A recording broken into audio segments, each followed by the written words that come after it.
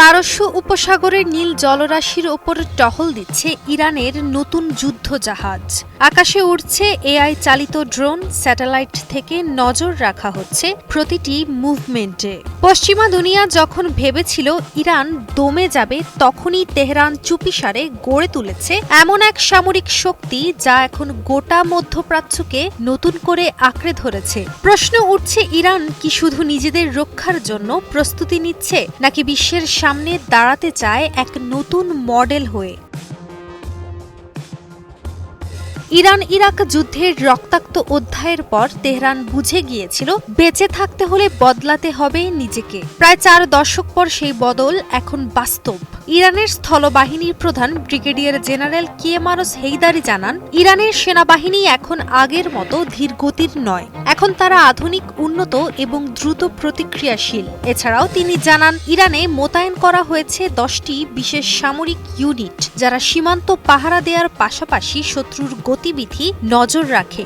এছাড়াও উন্নত camera, drone, satellite প্রযুক্তি সব মিলিয়ে ইরান এখন গোটা ভূখণ্ডের ওপর রাখতে পারছে 3D নজরদারি। এমনকি ইরানের সেনারা এখন যুদ্ধের ময়দানে নামার আগে বিপদ চিহ্নিত করতে পারে, সাজাতে পারে কৌশল এবং জরুরি মুহূর্তে হঠাৎ হামলা চালাতেও সক্ষম।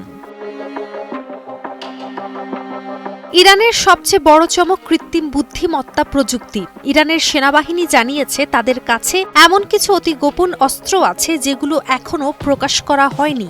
এই অস্ত্রগুলো দেখতে সাধারণ হলেও ভেতরে রয়েছে এআই প্রযুক্তি। তারা স্বয়ংক্রিয়ভাবে চিন্তা করতে পারে, শত্রুকে শনাক্ত করতে পারে, এমনকি নিজেরাই সিদ্ধান্ত নিতে পারে কিভাবে ও কখন আঘাত হানবে। এক কথায়, ইরান এখনো যুদ্ধের ময়দানে শুধু মানুষের শক্তির ওপর নির্ভর করছে না, বরং আধুনিক প্রযুক্তির সাথে খাপ খাইয়ে নিচ্ছে নিজেদের।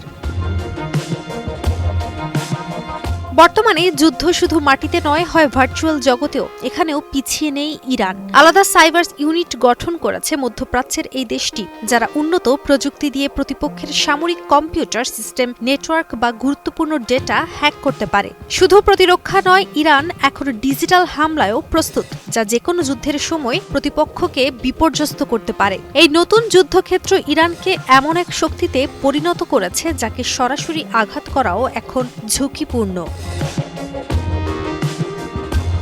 প্রাণ সসের মাখামাখি টেস্ট নুডলসকে করে তোলে আরো ইয়ামি, আরো জোস। প্রাণ সসের। এছাড়াও পারস্য উপসাগরের নিয়ন্ত্রণ কার হাতে থাকবে, এই লড়াইয়ে ইরান এখন নতুন ছক কষছে। ইরান তৈরি করেছে শহীদ বাঘেরি নামক এক ভ্রাম্যমাণ নৌঘাঁটি। এটি 2টি ক্ষেপণাস্ত্র লঞ্চার বহন করতে পারবে, 14টি ক্ষেপণাস্ত্র নিক্ষেপকারী ভেসেল ছাড়বে সমুদ্রপথে, আর আকাশে উড়াবে ড্রোন। আইআরজিসি নৌবাহিনীর প্রধান আলী রেজা তাংসিরি দাবি করেছেন, এই যুদ্ধজাহাজ যুক্তরাষ্ট্রের যে কোনো যুদ্ধজাহাজের চেয়েও উন্নত। তার ভাষায়, আগে আমেরিকা ইরানের ট্যাঙ্কারে হামলার সাহস করত, এখন আর করে না। যদি করে, ইরানও সঙ্গে সঙ্গে এর জবাব দিবে। আন্তর্জাতিক বিশ্লেষকরা বলছেন, ইরানের সামরিক মহড়া, সাইবার সক্ষমতা, নতুন যুদ্ধ জাহাজ সবকিছু শুধু দেশের জনগণকে নয়, বরং বাইরের দুনিয়াকেও সরাসরি একটি বার্তা দিচ্ছে এই মুহূর্তে। আর তা হলো, ইরান এখন সংঘাত চায় না, কিন্তু যুদ্ধ এলে তারা প্রস্তুত। ইরান এখন আত্মরক্ষার পাশাপাশি আক্রমণ চালানোর জন্য প্রস্তুত। বিশ্লেষকরা বলছেন, ইরানের নতুন সামরিক সক্ষমতা যুক্তরাষ্ট্র ও ইসরায়েলের ওপর চাপ বাড়াবে।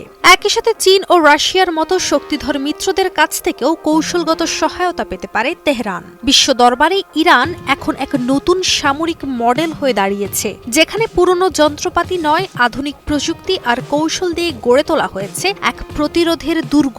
পারস্য উপসাগরের জল এখন শান্ত হলেও তলদেশে তৈরি হচ্ছে উত্তাল ঢেউ। প্রশ্ন হচ্ছে, এই শক্তির প্রদর্শন কি কেবল নিজেদের রক্ষার জন্য, নাকি ইতিহাসের নতুন অধ্যায় ইরানি হবে সেই দেশ যারা প্রথম দেখাবে কিভাবে প্রযুক্তি দিয়ে রচনা করা যায় নতুন সামরিক বাস্তবতা?